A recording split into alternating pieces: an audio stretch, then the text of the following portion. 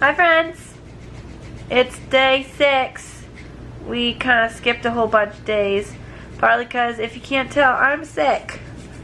And we switched resorts, and well, we videotaped a little bit of Universal.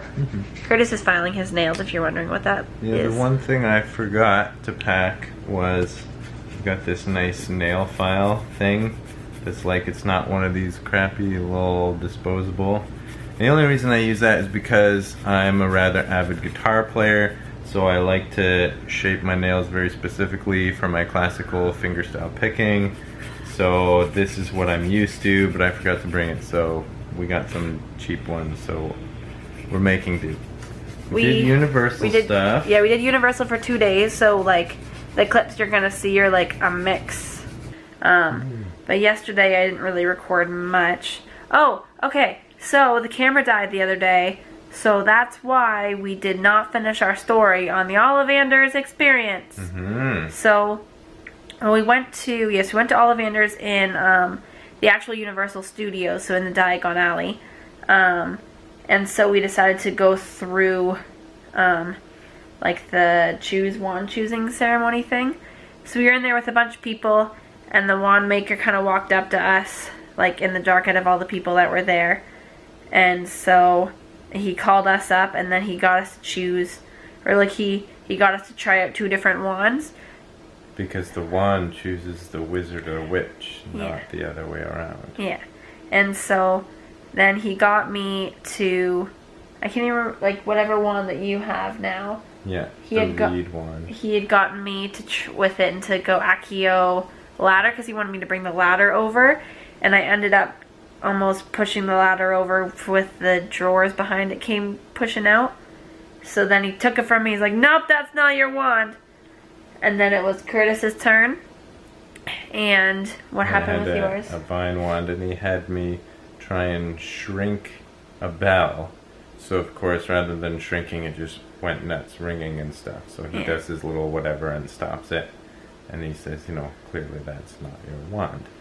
And so then he kind of was like muttering to himself, and then he's like, I know. Yeah, he kind of looks at the 2 of us, and he had mentioned while he was taking out each of these wands, one by one, he mentioned, you know, what they were made of and length and stuff like that. And of course the core, for you Harry Potter fans, you know that the core is a very specific part of the wand. So he mentions that both of these wands did indeed have dragon heartstring. So, but he didn't mention much of it after that. So then, after we had both failed with these wands, and clearly they weren't for us, he goes, ah yes, but perhaps it is in the core. And so he just switched them, and he said, oh, maybe they're sister wands, and then, you know, of course, so in the movie when Harry Potter gets the right wand, he doesn't even have to use it, because there's the light that shines in. So, oh, this is the one. So that's what happened to us. We switched wands, and then the lights came on, and it was all glowy, and music in the background. So then, so, you know, he mentions that they're sister wands and that we shouldn't duel with them because the results could be explosive. Yeah. It was just funny because he did like a little look. The whole thing. And so then afterwards we were like, okay, what the heck? Because we weren't even going to, like, we were going to get wands, but we weren't going to get the interactive ones. Yeah. So we're like, okay, after that we kind of have to get them. And so then afterwards we kind of, well, we had walked around with them a bit doing different spells and stuff. And so that was the first day. The second day, we went, and I decided not to bring mine, but Curtis brought his. So every so often I'd take his wand and I'd use it, because I was like, I should have brought my wand. And so at one point they do have like not little witches and wizards. They have people dressed as witches and wizards that walk around, just to make sure that you're kind of doing it right, or if you're having issues with placement or whatever. And so at one point I was wearing a red shirt that said Muggle across the front of it. And so this witch had just walked up behind me as I was using Curtis's wand. And so she kind of looks at me and she goes, your shirt lies. And so, and then she's like, I don't know why you're representing Muggles or something like that. And then she walked away. So at that point I started laughing, because I was like, how do you react to that kind of thing? And then we had gotten a park to park hopper. And so later in the day we had transferred over to Islands of Adventure to go to the castle, to go to Hogsmeade. And then just as we were walking around, like we were just exploring around this back alley, and so there's another Ollivanders there, and so as we were just kind of walking behind that shop, the wand maker for there had came out, and so he kind of stopped and he looked at my shirt and he goes, "Why are you wearing that?" And I was like, "I don't know how to react to this."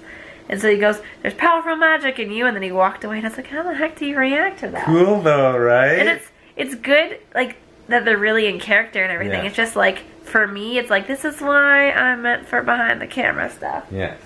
So it's almost like you as the tourists or the customers or however you want to say it, it's almost like you have to be in character as well, which is hard to do because you're just there to hang out and shop, and certainly, you know, you get folks there who are crazy Harry Potter fans, and they are witches or wizards, you know, so they can play along with it, but we're just there to have a good time. So it's like when something like that happens, it's like, how okay, I'm gonna try and play along, but I'm not prepared to improvise this. Yeah. But anyway, it's a cool experience because they're so into it. All of the cast members, or I guess that's what Disney calls them. Yeah. I don't know about Universal, but all the folks who are, you know, employees there.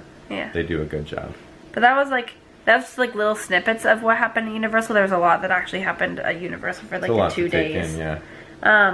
And so, which is funny because like we went around like the actual rest of the parks, I think once or twice, but like the rest of our days were mostly spent in Hogsmeade and Diagon Alley. And we actually did end up going out on a ride. We went through the castle ride, which is, I don't know what it was called. It was like I don't know that they had a name for it. It was through the castle. It was like a 4D movie kind of thing. Afterwards, I got kind of motion sick / dizzy. They set it up in a way that Harry, Ron, and Hermione are sneaking you out of the castle, out of a lecture, to a Quidditch match. Yeah. And so that's how they said. I mean, there's a lot more than that to the ride, which is pretty cool. But yeah. So other than that, we haven't really been doing much. We did a little resort hopping on the Disney grounds, trying different foods and stuff, and seeing what resorts we liked better and stuff like that. But yeah, I think that's it. Yeah. Okay. So now we're in Fort Wilderness. Yeah, we transferred resorts. So we're in one of the cabins, which is it's quaint, but it's nice. Very nicely decorated. Yeah. And so it is a little more of a camp feel than a resort feel, which is kind of nice for a change. And that's partly because I've got some family joining us, which should be cool. Which you will see in this next week of videos.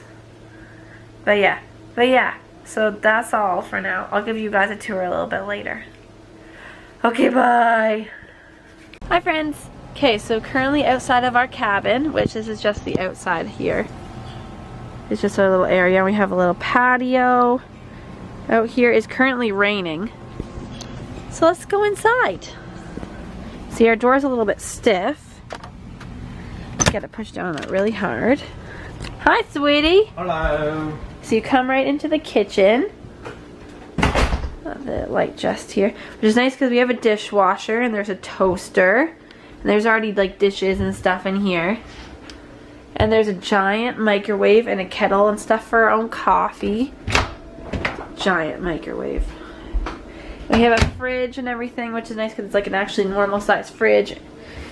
But yeah, and then they have a nice little table here right by the door with some themed lamps.